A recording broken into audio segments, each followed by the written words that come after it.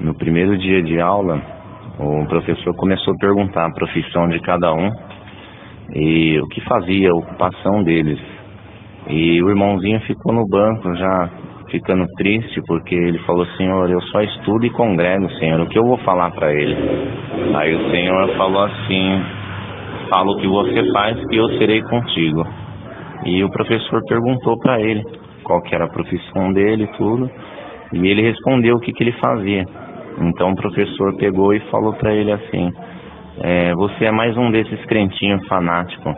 Aposto que se eu fizer uma pergunta simples para você, você não vai saber responder igual os outros crentes. Ele falou assim: quem que é o Pai de Deus? Da onde que Deus veio? Quem veio antes de Deus? Quem veio depois?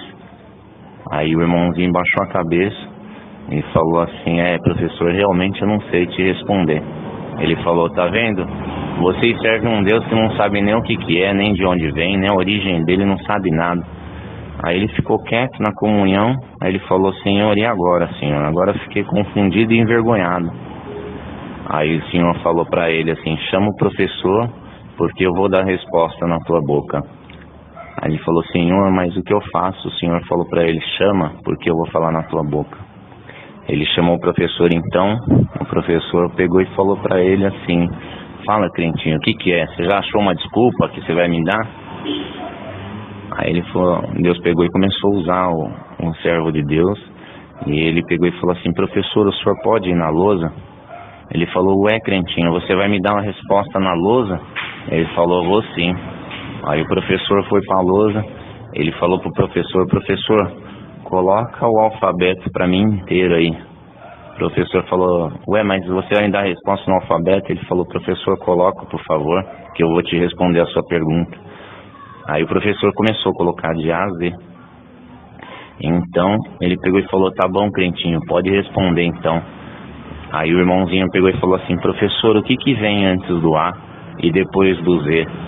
O professor ficou olhando para a cara dele e falou assim: ué, não vem nada, nem antes nem depois. Ele falou: então, esse é o Deus que eu sirvo, porque nunca houve um antes e nunca haverá um depois. Ele é o começo, o meio e o fim.